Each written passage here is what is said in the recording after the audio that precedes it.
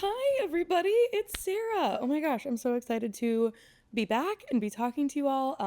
If you don't know me, if this is your first episode of the podcast, hi, my name is Sarah. I am the host of Can I Talk to Your Grandma?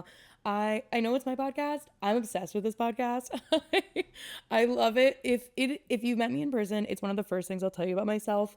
I bring stickers of the logo like everywhere I go and put them up in bathrooms all over. I'm sure there are some like bar and restaurant owners that really dislike me for this, but I gotta get the word out. But anyway, I absolutely love this podcast. I'm so proud of it. I've put out 10 episodes so far for season 1. And I loved those. I think I want to make some changes going into season 2, but I also want to hear from you. If you, well, we'll talk about it. Okay. So I think, I've been doing basically 60-minute episodes once a week, for 10 weeks was the entirety of season 1. And then I would do 5 to 7 social clips that I would post basically every single day. And I think that's a lot. I think that's a lot of content. It's a lot for you to take in.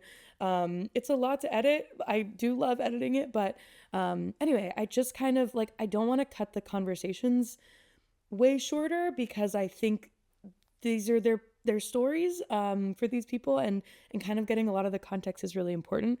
I do edit, I do cut some things out, but I don't want to cut out too much. So anyway, I'm thinking I'm going to start doing a part 1 and a part 2, and hopefully we can get into the 20 to 40 minute episode mark as opposed to the 60 to 70 episode vibe, you know. And I think I want to start, at least at the start of every episode, a little bit talking more directly to you guys. And I'd love to build a little community of Can I Talk to Your Grandma people and listeners. I don't know what all of this looks like totally. And if it's a total flop and you want an hour-long episode with everything, that's totally fine. This is my first time hosting a podcast, first time on earth, so just learning and try and do the best I can. But anyway, I would love to connect more with you guys.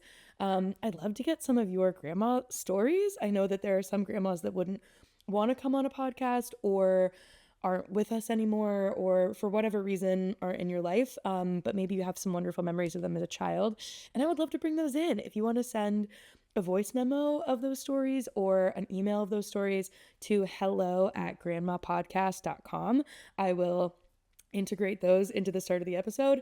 I just love the idea of pulling in more grandmas, more stories, anyway, all kinds of different things. So yeah, I would love to just build a little home base for us. I don't know if it's a Discord channel or a group chat of some sort. I don't know, but I just know that me personally, I selfishly get to connect with a lot of really wonderful people that listen to the show. And I'm like, wait, they should all be able to connect with each other if they want. So anyway, that's kind of where the show has been. There's been some changes in my own life. I got laid off in July, bit of a setback. I was so bummed at first, but honestly, like pretty quickly I felt like, okay, but the podcast, like this is a project I really want to get back to. Selfishly, I would love if this could grow and I could monetize and this could be my job. Like, what a dream job. But for now, I'm like, this is just a beautiful project that I want to continue. And I want to get back to it. So I'm so excited for today's episode. I'll talk about that in a second. I'm so excited for guests that are coming up soon, guests that I'm booking to talk with this week and next week. There's just a lot of really, really good stuff coming down the pipe. But yeah, I would love to just hear from you guys on what you think, any notes, any feedback. I will be coachable. I will learn. We will keep getting better. But yeah, that brings me to today's episode with Karen Smithson. I am obsessed with her. She is an Instagram sensation.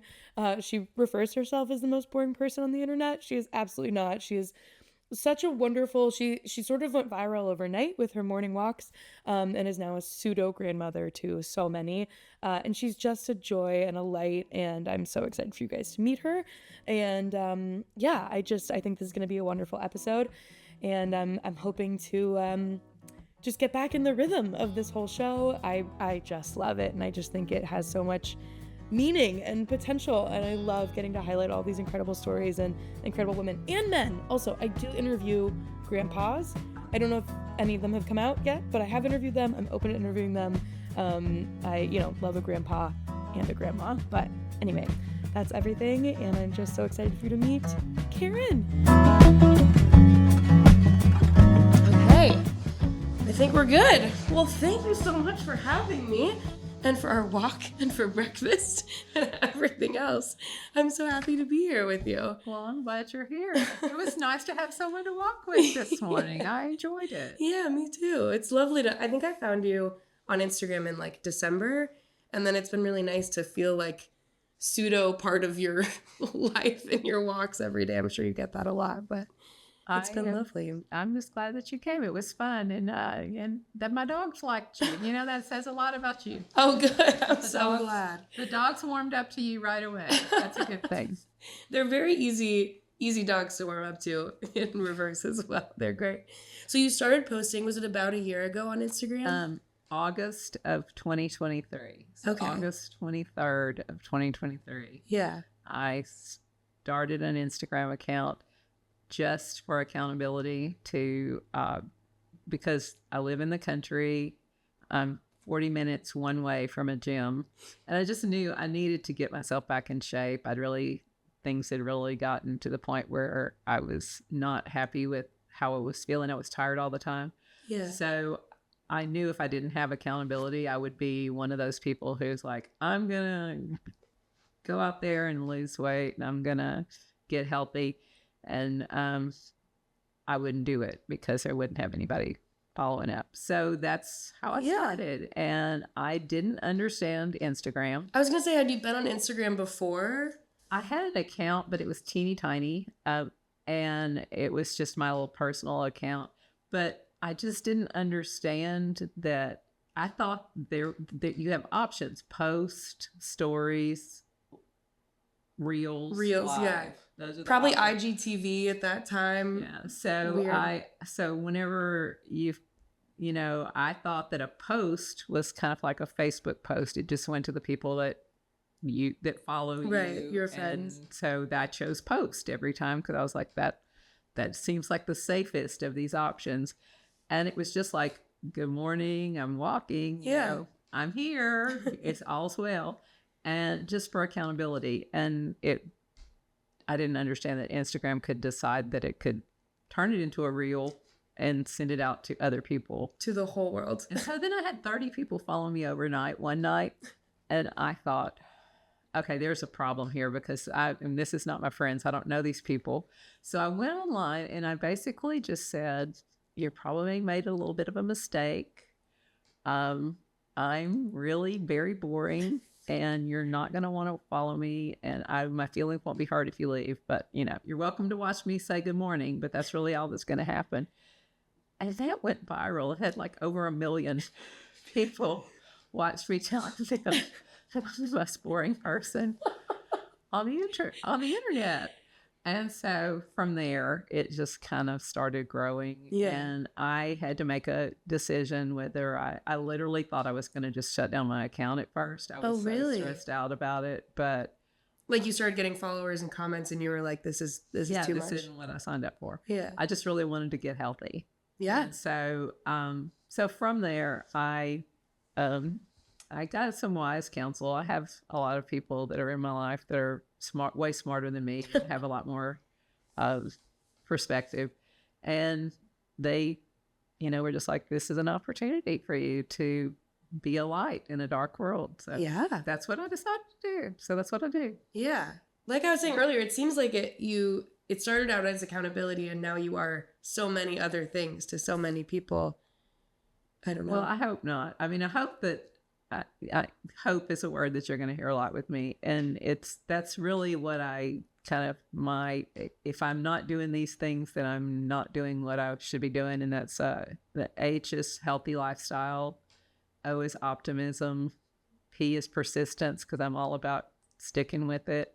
And E is encouragement. And if I'm not doing those things, then I'm not doing what I'm supposed to be doing. So that's what I do. I love that. Yeah. And that's it. You do a great job of it. It's great. It's great. So you're not from Cold Spring. I'm not. Where were you born? I was actually born in Beaumont, Texas. Okay. Yeah. Okay. And went to college at Sam Houston State University. Met my husband there. My husband is from Central Texas. And so moved from there.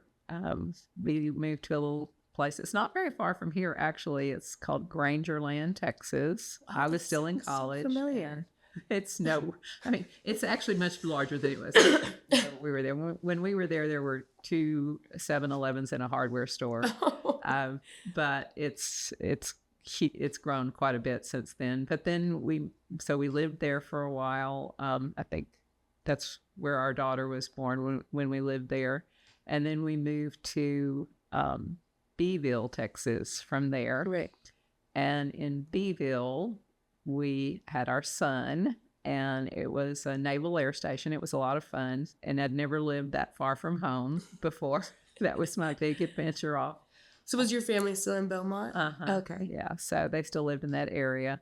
And we moved from there to Baytown, Texas. Yes. And so we lived in Baytown for 24 years. Loved it. Great. Have dear friends there still.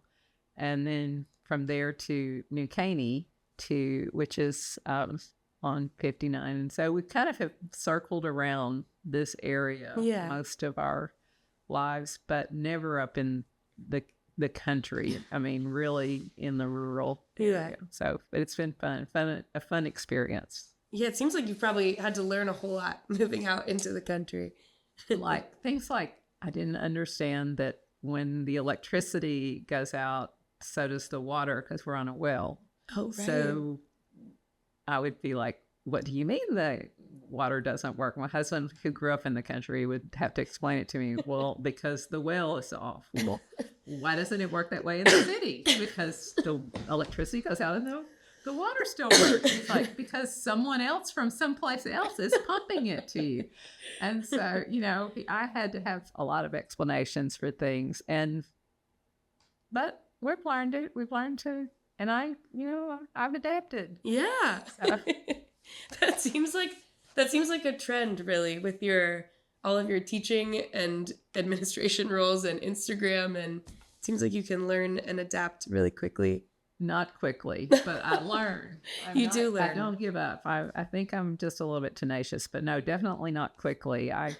Constantly. I'm watching everything you're doing, thinking, oh, no, I don't know about this. This has been a work in progress, and is still kind of like last night. I was like, wait, I haven't done this in a second. I got to do the batteries and the SD cards, and I'm sure something will go wrong, and I'll figure it out later. But anyway, we'll see. Yeah. It's just all been a big learning process. Well, I want to ask about your dad, if that's okay. Can you talk about him? Oh, I would love to talk about my dad.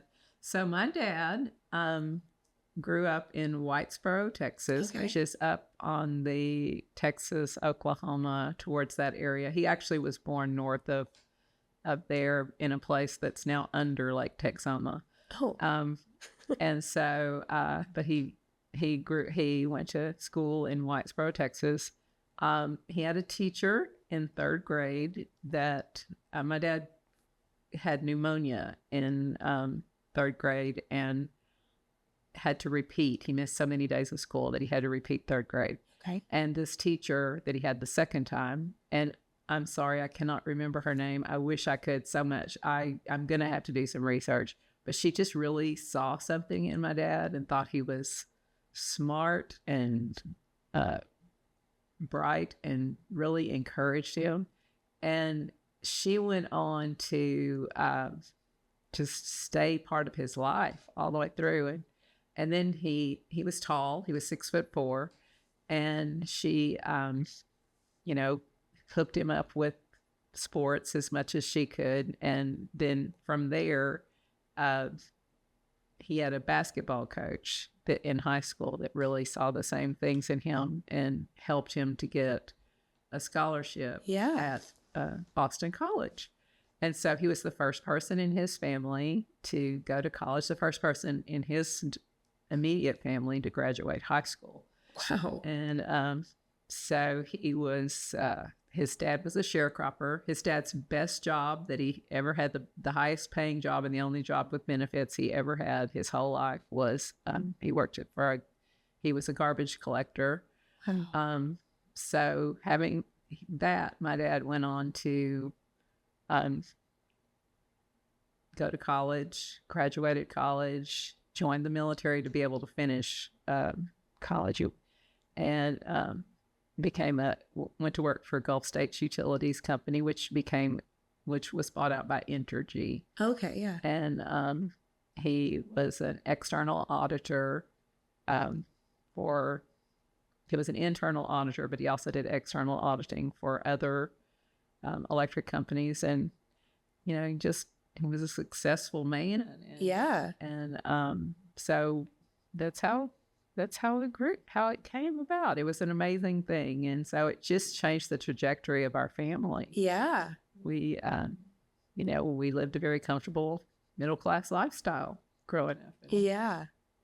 I think it's so cool that one teacher saw that in him, and then you became a teacher, kind of like the fruit of all of that. Is it cool? Yeah. And my brother is married to was married to an she is retired now too. That's why she's not passed away. She's just no longer an still with us, yes. But was also an educator and became an administrator. I love it. Yeah. So you were saying that you started out as a pre-K teacher. I did. And then kind of worked all the way up into being a principal. Pre-K teacher 1 year, and I was 100% positive that was not the job for me. Immediately, you're like no, thank you. That was not the job for me. And then I moved to second grade. I love second grade. Second graders are that's like the sweet spot of education, because they're still young enough that they tell you you're pretty every day. And they, everything's amazing and new and wonderful, but they are still old enough that they can put their own backpacks on and zip their own jackets and take care of those. Go to the bathroom. Yes, they can come back. Right. So that was kind of the sweet spot. But so then when we moved to Baytown, there weren't any second grade positions open. There was actually an art position, and I had a degree in art. Right. But I did not enjoy I did not enjoy teaching art mainly because of the scheduling. I would have kids for one day, and then the next day they'd have dyslexia, so they'd be missing the project. It was, I had just tons of kids, but I loved the opportunity to get kids to do art. I just didn't enjoy the way that it worked. So I went back to the classroom, taught 5th grade, and I enjoyed that. I was at Bowie Elementary School. Great. Had an amazing teacher that I'm going to talk about Monday on. Oh, good. It was a real mentor to me in that position.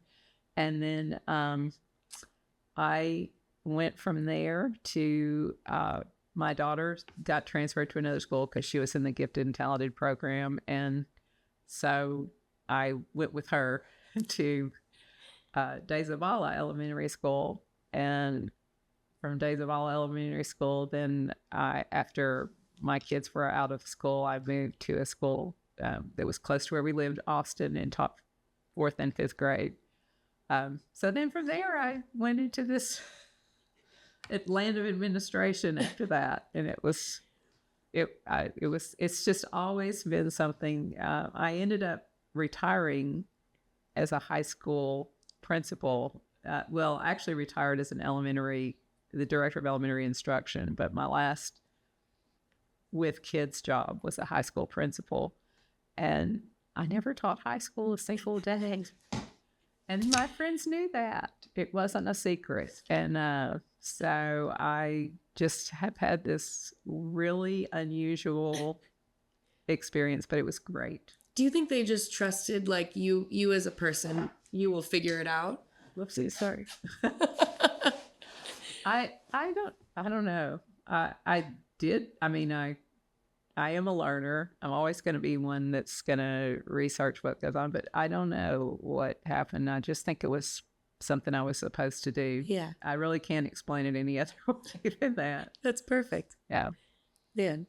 So then you retired. How was it shifting into retired life from teaching? Not or from easy. Principaling. And people think it's going to be, you have this brain, this is what retirement's going to be like.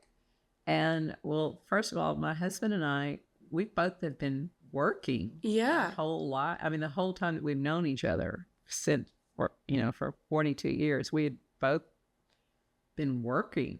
I started working, when I was 15, and I'd never not worked. And so that was hard to be home and not have a plan. Yeah. And then also it was hard that I love my husband. He's amazing. You've gotten to spend time with him. He makes a great He breakfast. makes a great breakfast. What can you say? And so he's good at coffee. But being with someone 24 hours a day, It's a lot. it's a lot. Yeah. So I had to kind of start finding things to do outside of Yeah. this place. So That's very fair. Seems like you have a lot of projects going we on. have a lot of projects going. We always have a lot of projects going. When you live in the country, you always have projects. I love it. 40. So you've been married for 42 years currently? Yes. That's amazing. That's a long time. Yeah. I've been asking recently, do you have any tips or tricks for being married that long? Words of wisdom. Well, my words of wisdom are that, it's hard. It's a the commitment part is the hard part. Yeah. Because I love my husband, but I did not 100% of the time like him. There were times when I would be really mad, and he would be really mad at me, and we've had to go through those same things. We've gone through the death of 3 of our parents. Both of his parents and my dad have passed away, and just the grief and those kind of things. And so there's been, it's just that every day we wake up and decide we're going to still be married. We're going to still be nice to each other and like each other. And it's a decision, if you can also decide I'm not going to. And I have friends that have done. I'm just going to leave it. I've had friends that have done that. They're like, I'm done.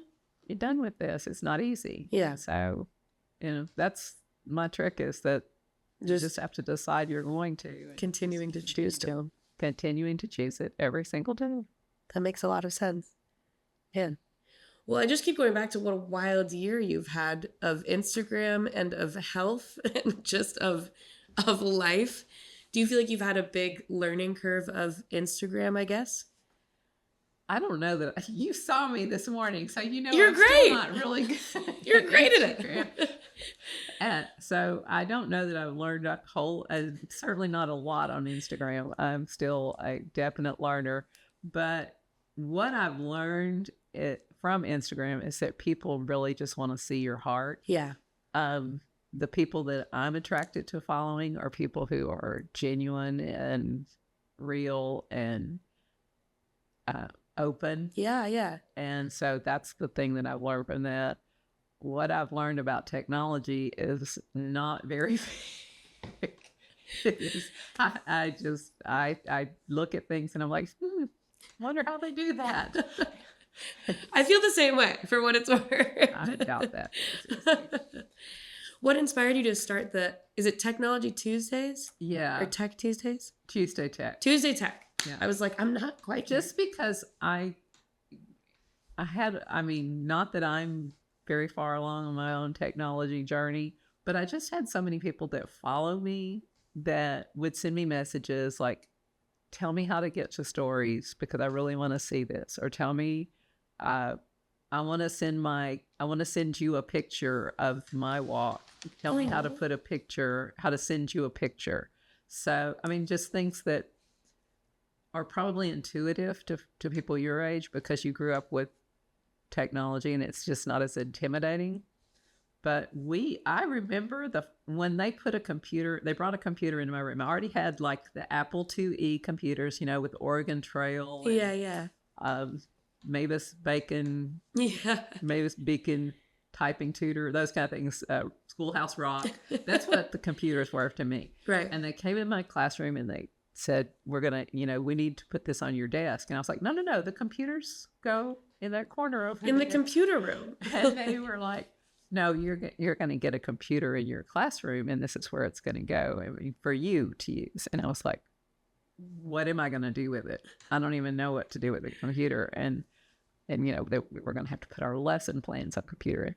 So I've gone from like never having a computer to having to use a computer.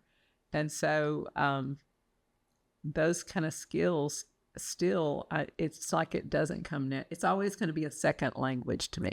I'm a digital immigrant, and so it's never going to be like what, how they say, that you're fluent in a language when you dream in that language. Yeah. I'll never dream in technology. That's not going to happen because it just doesn't. It's not something that, like, intuitively I'm like, oh yes, I can see how that can work. I know it's still a mystery to me every day.